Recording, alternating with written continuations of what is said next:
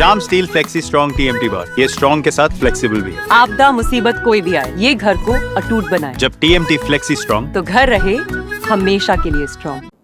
देखिए, दो पक्ष होते हैं जी। सेना को घसीटा नहीं गया। सेना राजनीतिक सियासत से बिल्कुल अलग है। जो मैंने कहा, मैं वो बात किसी राजनीतिक नेता के या कार्यकर्ता के रूप में नहीं कह रहा। एक आम भारतीय के नाते मुझे गर्व होता है कि हमारी सेना आज इतनी विकसित, इतनी सक्षम है। दूसरी बात आती है कि जब प्रधानमंत्री जी का नाम आता है तो स्वाभाविक तौर पर लीडरशिप को भी देखा जाता है कि किनके किस निर्णय के समय कौन व्यक्ति था जिसने ये सारा किया। देश पर 26/11 हुआ और भी बहुत सारी चीज़ें हुई थी जिस पर प्रतिकार करना जरूरी था।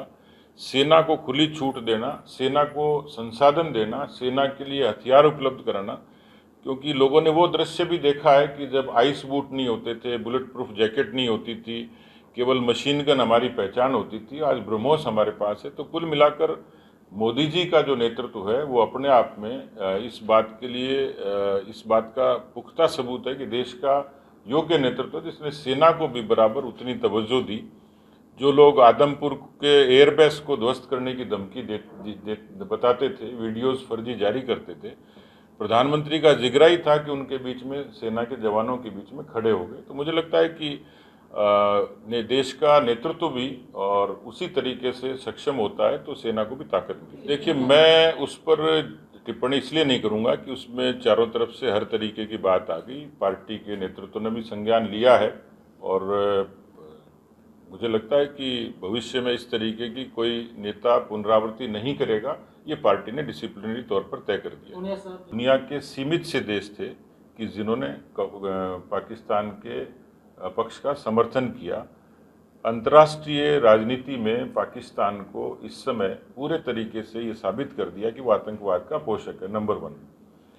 दूसरा, भारत की कूटनीतिक सफलता ये है कि जो सारी चर्चाएं होती हैं युद्ध की, देखिए युद्ध की परिणति एक दिन में नहीं होती, युद्ध का परिणाम एक दिन में नहीं आता, और युद्ध से किस तरीके की चीज़ें कहाँ तक चली जाएंगी कोई अनुमान नहीं लगा सकता। लेकिन ये युद्ध तो नहीं, लेकिन आतंकवाद के खिलाफ युद्ध जरूर था और उसमें भारत ने डिप्लोमेटिकली ये कहलवाने में और स्थापित करने में सफलता हासिल की है कि अब कोई भी यदि भारत में आतंकवादी घटना होगी, पाकिस्तान उसका जिम्मेवार होगा और हम उसको युद्ध की चुनौती के रूप में ही मानेंगे। यानी भारत अब पूरे तरीके से मुक्त हो गया किसी भी तरीके के अंतर्राष्ट्रीय बंधन से। इसलिए मुझे लगता है कि हमने इसमें पाया बहुत कुछ है, खोया बहुत नहीं है, और इसलिए भारत के लोगों के लिए, भारत की सेना के लिए, भारत की बाकी चीज़ों के लिए तो मैं देख रहा हूँ कि ये भी प्रधानमंत्री की काबिलियत थी कि इस पूरी घटना से पहले उन्होंने सभी दलों को साथ लिया, बातचीत करी। लेकिन जब देश का प्रश्न होता है तो भले ही सीज फायर हो गया होगा, लेकिन हमें देश में देश की बात करनी होती है। इस युद्ध से या इससे जुड़ी बातों पर किसी भी तरीके की सियासत जो है वो देश को कमज़ोर करती है।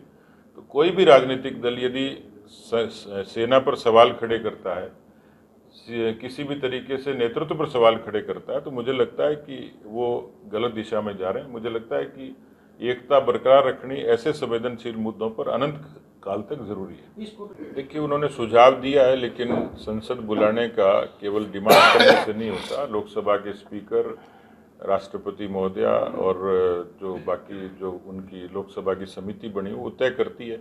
जिस समय उचित समझेंगे तब चर्चा होगी सदन में। देखिए, पानी पर तो सबका अधिकार है और इसलिए इसके बारे में जितनी भी वार्ताएं हुई हैं, जिसमें लिखित समझौते हुए हैं, जो प्रोटोकॉल बना हुआ है, उतना हक सभी प्रदेशों को है, क्योंकि पानी प्रकृति से प्रदत्त चीज़ है, किसी एक व्यक्ति का, सरकार का अधिकार नहीं है। पंजाब ने पानी को लेकर बड़ी सियासत की है और हरियाणा के हितों को भी अनदेखी करने की कोशिश की। और प्रदेश के मुख्यमंत्री नायब सैनी जी को धन्यवाद दूंगा कि उन्होंने बहुत ही संवेदनशीलता के साथ में पत्र लिखा, व्यक्तिगत वार्ताएं करी हैं और प्रयास किए हैं। और मुझे लगता है कि पंजाब की सरकार को ईश्वर सद्बुद्धि देगा और हरियाणा के हक का पानी मिलेगा। ये स्टाइल का मामला है, रूपा फ्रंटलाइन।